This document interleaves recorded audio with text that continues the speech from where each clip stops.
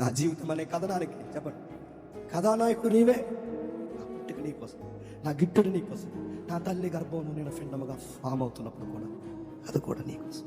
నిన్న నేడు నిరంతరము ఏకరీతిగా ఉన్న ఆ దేవుడు దావీదును ఎంపిక చేసుకున్నాడు, కూర్చోబెట్టుకున్నాడు. మహిమాస్వరూపంలో నా దేవుడు తన మహిమని ఎప్పటికప్పుడు తోడుగా దావీదుకు అనుగ్రహించిన దేవుడు దావీదుని ఎంత ఎత్తుకు తీసుకెళ్ళిపోయాడంటే, సౌలు అసూయపడితే సౌలుని తీసేశాడు, కొడుకులు అడ్డుపడితే కొడుకుని నశింపజేసేసాడు. దావీదు కట్టొచ్చిన ప్రతి ఒక్కరిని అనేసేశాడు.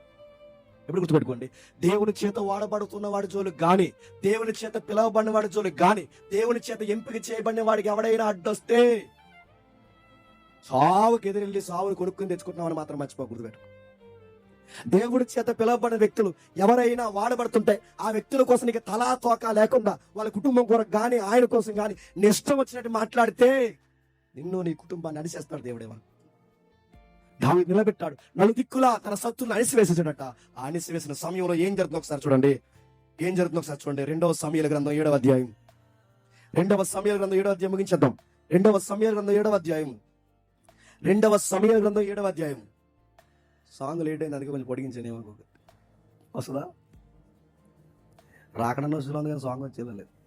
అతనికి నెమ్మది కలిగజేసిన తర్వాత రాజు తన నగర యందు కాపురం ఉండి నాతాను ప్రవక్తను పిలవనంపి, నేను దేవదారు మ్రాంతో కట్టిన నగర యందు వాసము చేయుచుండగా దేవుని మందసం డేరాలో నిలిచినదనగా నాతాను. అక్కడ రాస్తున్న పదం చూడండి, యెహోవా నలుదిక్కుల అతని శత్రువుల మీద అతనికి నెమ్మది కలగజేసి సమాధానం అనుగ్రహించినందుకు ఆ టైంలో చాలా ప్రశాంతంగా ఉన్నాడట. ప్రశాంతంగా ఉంటే మనం ఏం చేద్దాం చెప్పండి?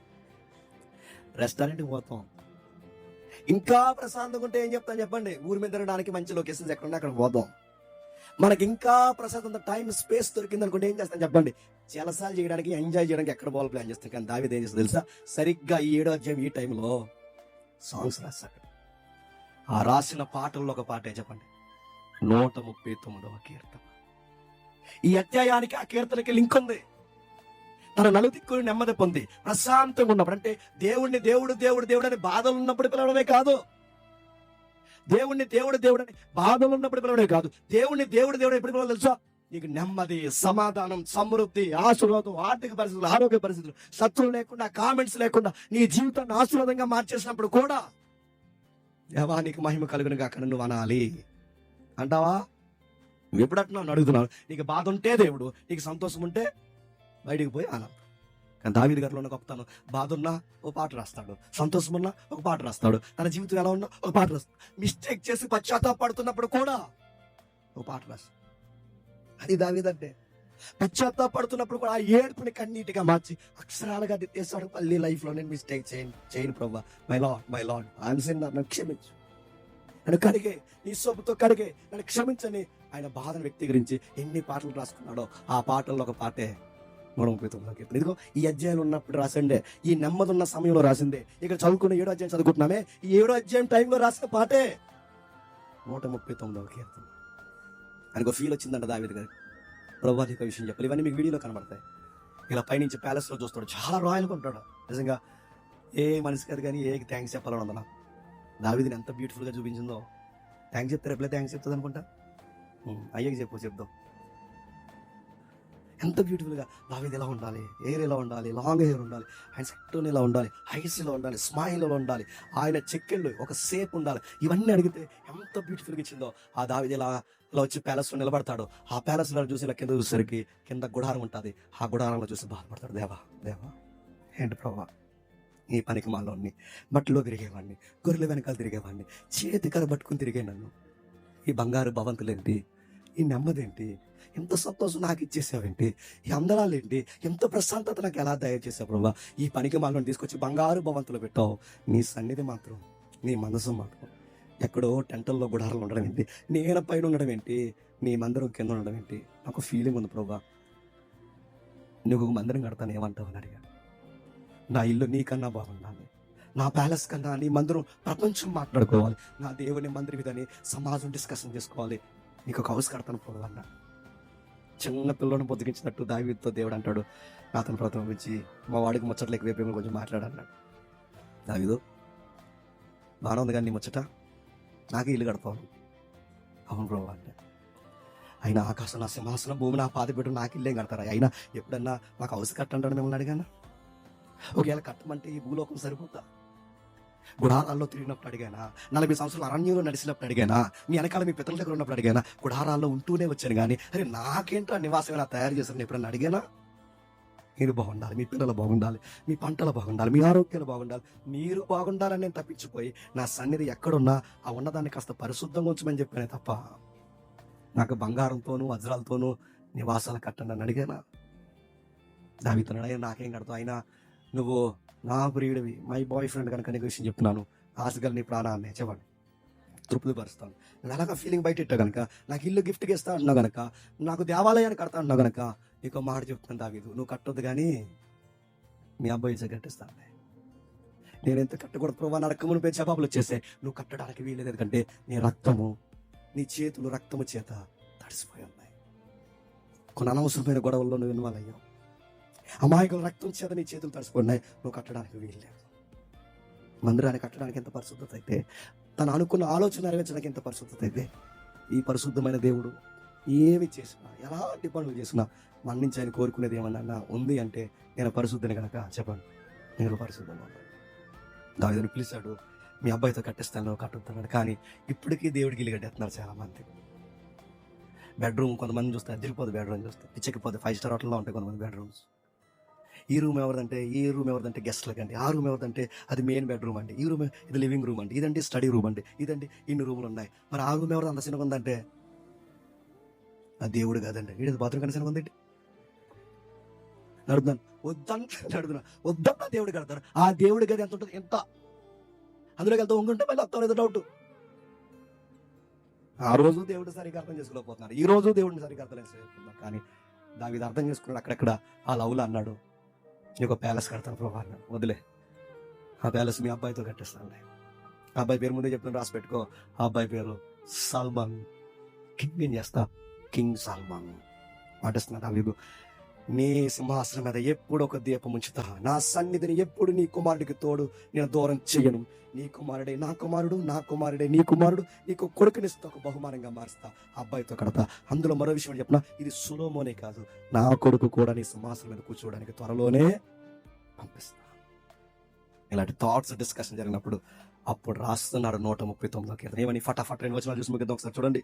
139వ కీర్తన, త్వరగా 139వ కీర్తన, 139వ కీర్తన మొదటి వచనం నుండి. యెహోవా నీవు నన్ను పరిశోధించి తెలుసుకుని ఉన్నావు, నీవు నన్ను పరిశోధించి తెలుసుకుని ఉన్నావు. నేను కూర్చుండుట, నేను కూర్చోడు, నేను లేచడానికి తెలియను, నేను లేవడం నీకు తెలియను, నాకు తలంపు పుట్టక మునిపే నీవు నా మనసు గ్రహించుచున్నావు, నీవు నా మనస్సు గ్రహించుచున్నావు. నా నడకను నా పడకను, నా నడక నా పడక దేవా, నన్ను ఎప్పటి నుండి నేను పుట్టక మునిపే నా స్థితిగతులు ఏంటో నీకు తెలుసు. నేను కూర్చోవడం, లేవడం, మాట్లాడడం, నేను ప్రతిదీ నువ్వు ఎలా వచ్చావంటే నన్ను పూర్తిగా ఎదుగో మేఘం కప్పినట్టుగా, వెలుగు కప్పినట్టుగా నా లైఫ్ ని మొత్తాన్ని నువ్వు ఆవరించేసావు. సర్వము నన్ను ఆవరించేసావు. నా జీవితం ఎప్పటి నుంచి, నా కుటుంబాన్ని ఎప్పటి నుంచి నువ్వు పిలుచుకుంటొచ్చావు. ఎప్పుడు బోయాజు, ఎప్పుడు రుతమ్మ, ఎప్పుడు మా తండ్రులు, ఎప్పుడు యోధ, వాళ్ళందరినీ సరి చేసుకుని తామారే లాంటిది, రాహం ఎలాంటిది, వీళ్ళందరూ గుండా మమ్మల్ని నడిపించి ప్రభువా ఇంత నెమ్మది ఇచ్చేసావే, నీకేమిచ్చి నేను తీసుకోగలను. నేను అనుకుంటున్నాను ఇప్పటికిప్పుడు నా కోసం ప్లాన్ చేసేమనుకుంటున్నాను, కానీ నాకు ఇప్పటికిప్పుడు నా కోసం నువ్వు ప్లాన్ చేయలేదు. నీ ప్రణాళికలు చెప్పండి అవధులు లేని అనంతం. నీ ప్రణాళికలు అవధులు లేని అనంతం. నిన్న నేడు నిరంతరము ఏకరీతిగా ఉన్నదేమో. నేను లేకముందే నువ్వు నిన్నున్నావు, నేను లేకముందే నువ్వు మొన్న ఉన్నావు, నేను లేకముందే ఆ రోజు ఉన్నావు. మా అయ్యలు మా తండ్రులు లేకముందే ఆ రోజు ఉన్నావు, ఆ రోజున్న నీవు నిన్నున్న నీవు ఈ రోజు ఉన్నావు, ఈ రోజున్న నీవు రేపు ఉంటావు. నా ప్రారంభము నీకు తెలుసు, నా అంతము నీకు తెలుసు. నిన్న నేడు నిరంతరము ఏకరీతిగా ఉన్నదేవా. ప్రైజ్ ద లార్డ్ అంటాడు. Praise God. దేవునికి మహిమ ఆరోపిస్తున్నాడు. ఇంకా కొన్ని మంచి మాటలు రాస్తున్నాడు చూడండి. యెహోవా నా మాటలు నా నాలుగు రాకముందే అది నీకు ఇంకా పూర్తిగా ఏంటంటే నేను నెక్స్ట్ ఎలాంటి మాటలు మాట్లాడతాను నీకు తెలుసు. నా నిర్ణయాలు ఎలా ఉంటాయి నీకు తెలుసు. వెనక ముందు నీ చెయ్యి నా మీద ఉంచావు. ఒక తల్లి తన బిడ్డని ఇలా పెట్టుకుని ఆ రోడ్డు దాటిస్తున్నప్పుడు, ఆ బయటికి వెళ్తున్నప్పుడు ఆ తల్లి ప్రతిసారి చివరికి పడుకునేటప్పుడు కూడా ఒక చెయ్యేసి ఇలా పడుకుంటుంది తల్లి. అలా చెయ్యించు. అమ్మ చూసినట్టు చూస్తున్నావు నన్ను. నా తల్లిదండ్రులు నా భవిష్యత్తు కోసం ఎంత బాగా ఆలోచిస్తారు లేదు కానీ తెలియదు, కానీ ప్రభువా నా కోసం ఎంత బాగా ఆలోచిస్తున్నావు ప్రభువా. అందుకే నీ ప్రణాళికలు అవధులు లేని అనంతం. నా జీవితం అనే కథనానికి చెప్పండి, కథానాయకుడు నీవే. నా పుట్టుక నీకోసమే, నా గిట్టుడు నీకోసమే, నా తల్లి గర్భంలో నేను పిండముగా ఫామ్ అవుతున్నప్పుడు కూడా అది కూడా నీకోసం. నా స్టోరీ మార్చేసాం. ఈరోజు ప్రశాంతంగా ఉన్నాను. నేనేదో ఎంటర్టైన్మెంట్స్ ఎక్కడో నేను తిరగట్లేదు, కానీ ఈ కాలం పట్టుకొని నేను పాట రాసుకుంటున్నాను. ప్రభు నన్ను ఏర్పరచుకున్నాం అంటూ కింద కట్టినాడు. చూడండి, కింద కట్టినట్టు వచ్చులో, నీ ఆత్మయాత్రలు నేను ఎక్కడికి పోదును, నీ సన్నిధులు నేను ఎక్కడికి పారిపోదును, నేను ఆకాశంకి ఎక్కినాను, నీవు అక్కడ ఉన్నావు. నేను పాతాళ మందు పడుకున్నాను, నీవు అక్కడ ఉన్నావు. నేను ఏ కోరెక్కలు పడుకుని ఉన్నాను, సముద్ర దిగాంతంలో నివసించినాను. అక్కడి నీ చేయి నన్ను నడిపించు. నేను వదిలేసి నేను ఎక్కడికి పో. ఈ ఊరుదులు పోయిన ఆ ఊర్లో ఉంటావు, ఆ గ్రహం పోయిన ఆ గ్రహంలో ఉంటావు, ఈ లోకాన్ని వదిలిపోయిన ఎక్కడికి పోయినా ఉంటావు. యోనా ఇలాగే అనుకున్నాడట. మొత్తం మీద దేవుడు కనబడకుండా పారిపోతా అనుకున్నాడు. పారిపోతాడా? ఎదురొచ్చేసిన తుఫాను. నేను అడుగుతున్నా, మీ తల్లిదండ్రులు కళ్ళు కప్పగలరేమో, మీ జీవిత భాగస్వామి కళ్ళు కప్పగలరేమో, కానీ ఎవరి కనుసల్లో మనం దాటి బయటికి వెళ్ళలేం. చెప్పండి, ఆ దేవునికి సమస్తము ఎరుక. నాకు విచిత్రంగా అనిపించిందని చెప్పిన, నా గుడ్ థింగ్సే కాదు, నా బ్యాడ్ థింగ్స్ కూడా ఆ దేవునికి ముందే చెప్పండి తెలుసు. అయినా ఇంకా 2026లో నన్ను ఎలా ఉంచావు ప్రభు అంటే, ఆయన చెప్పే ఆన్సర్ ఒకటే, నేను నిన్ను ప్రేమిస్తున్నా. 26లో ఏం చేస్తాను ఆయనకి తెలుసు, అయినా నన్ను ఉంచా. 25లో ఆయన బాధ పెట్టాను, అయినా నన్ను ఉంచా. నా నీతి, నా క్రియ, మంచి చెడు అన్నీ నీకు తెలుసు ప్రభా. నన్ను ఆవరించావు. అంధకారంలో నన్ను పట్టుకున్నావు. ప్రతి విషయంలో పెట్టు. 16లో నేను పెండమనై ఉండగా నీ కళ్ళు నన్ను చూసి. అందుకే మన పాటలో రాసుకున్న లైన్స్ ఏంటో తెలుసా? అమ్మ నన్ను చూడక మునిపే, మా అమ్మ కన్నా ముందే చెప్పండి నీవు నన్ను చూసి. ఆ పదం మోజేసి పోయి పాడుతున్నప్పుడల్లా నా రక్తం ఒకేసారి జీవు అంటుంది. ఆ పదం ఈ సింగర్స్ జోస్న సిస్టర్ పాడుతున్నప్పుడల్లా నిజమే.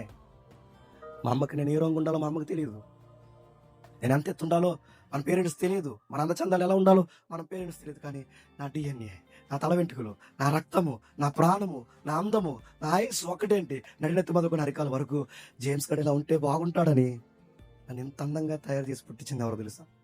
మా అమ్మ నన్ను చూడక మునిపే. చెప్పండి, నువ్వు చూసావు. నేను ఏమైనా ప్రే చేయాలి చెప్పు? శత్రువులని చేస్తావు, గొడవలని చేస్తావు, తిరగబడిన వారిని తీసేస్తావు, శత్రువు లేకుండా తీసేస్తావు, నా మార్గాలు విశాలం చేసి పడేస్తావు. నాతో పాటు పోటీ పడుతున్న అనేక శుక్రగణాలు మా అమ్మ గర్భంలో పోటీ పడితే అన్ని శుక్రగణాలను పక్కకు పంపేసి ఆ అండంలోనికి నన్ను ఒక్కడిని పంపించి ఫలదీకరణం చెందించేస్తావు. ఏమని వర్ణించండి నీ కోసం?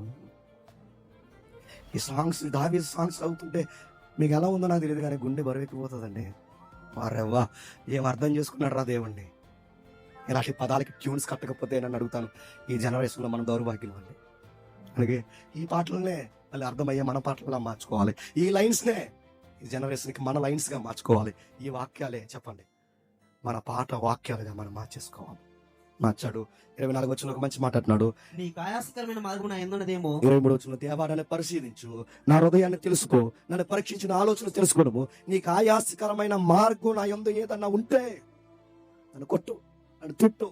నన్ను ఏమన్నంటే, ఇదిగో నువ్వు ఎన్నిసార్లు పడతావు కొట్టు, ఎందుకంటే నువ్వు నా తండ్రివి, నేను నీ కొడుకుని, నువ్వు నా యజమానుడివి, నేను నీ దాసుని. నీకు నచ్చింది నాలో ఏమనుంటే నేను ఓబే అయిపోతున్నాను, నీకు సరెండర్ అయిపోతున్నాను. నన్ను ఎంతగా నువ్వు గద్దించినా ఒక్క మాట కూడా నేను అన్నది, ఎందుకంటే నా లైఫ్ మీద ఫుల్ రైట్స్ నీకే ఉన్నాయి ప్రభు.